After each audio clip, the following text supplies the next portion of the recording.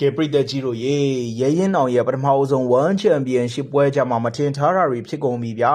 အခုဒါရဲရင်အောင်ကသူ့ရဲ့ Facebook လူမှုကွန်ရက်စာမျက်နှာပေါ်မှာဗာတင်လာလဲဆိုတော့စိတ်ဖြစ်တယ်ဆိုတဲ့စကားလုံးတင်လာတယ်ပေါ့နော်ဆိုတော့ပွဲ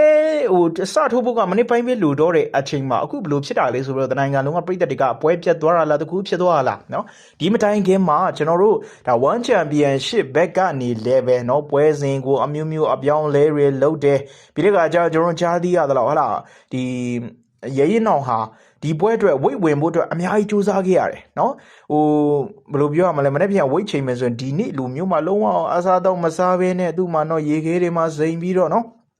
လုံးဝအပိမခံထားဖြစ်တယ်။ဒါကြောင့်မလို့နော်ဝိတ်ဝင်ဖို့အရင်ခက်ခဲခဲ့တဲ့ရဲရင်အောင်ဒီပြိုင်ပွဲအတွင်းမှာအင်မတန်မှထိရောက်မှုရှိမယ်လို့နော်ပွဲကြိုသုံးသက်တဲ့သူကအများကြီးသုံးသက်ကြတယ်ခံမှန်းကြတယ်။နောက်တစ်ခုက1 Championship ကအခုဘာကြီးညာလာလဲဆိုရင်ဒါစီးမင်းတစ်ခုထုတ်လိုက်တယ်။အဲ့ဒါကတော့သူတို့တွေဟာနော်အရင်လိုမျိုးအခမဲ့နော်ကျွန်တော်မပြတော့ဗျာဒီပွဲစုံတို့နိုင်ငံတချို့မှာဒါကျွန်တော်တို့နော်လုံးဝကန့်သတ်ချက်လုပ်လိုက်ပြီဆိုတော့ကွင်းထဲမှာလာရောက်ကြည့်ရှုတဲ့ပရိသတ်တွေအနေနဲ့ပရိသတ်တွေကိုတော့သူတို့အနေနဲ့မကန့်သတ်ပါဘူးဒါပေမဲ့ကိုဖုန်းထဲကနေဓာတ်ပုံရိုက်ပြီးတော့ online ပေါ်မှာသင်တာတို့ live train တာတို့လုံးဝမလုပ်ဖို့အတွက်စီးမီအသက်ထုတ်လိုက်ပြီပဲဖြစ်ပါတယ်เนาะဆိုတော့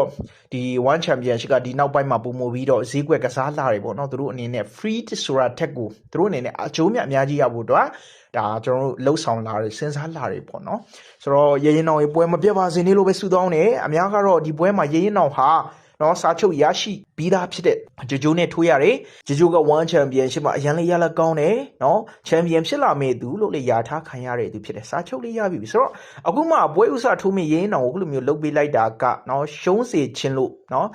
အညွန့်ချိုးလိုက်တာဆိုပြီးတော့ပြောဆိုမှုတွေလည်းရှိတယ်ပေါ့နော်ဆိုတော့ရင်းအောင်နေနဲ့စိတ်ဖြစ်တယ်ဆိုတာဘာဖြစ်လို့ပြောတာလဲပြည်သက်တွေကတော့အကောင်းဆုံးထိုးပါဖြစ်ဖြစ်ရင်ဆိုင်ပါငါတို့ရှိနေမယ်ရှုံးနိုင်ဗျာအကောင်းဆုံးလုပ်ပြပါဆိုပြီးတော့အားပေးနေကြပြီပဲဖြစ်ပါတယ်ပွဲတော့မပြတ်ပါစေနဲ့ဗျာ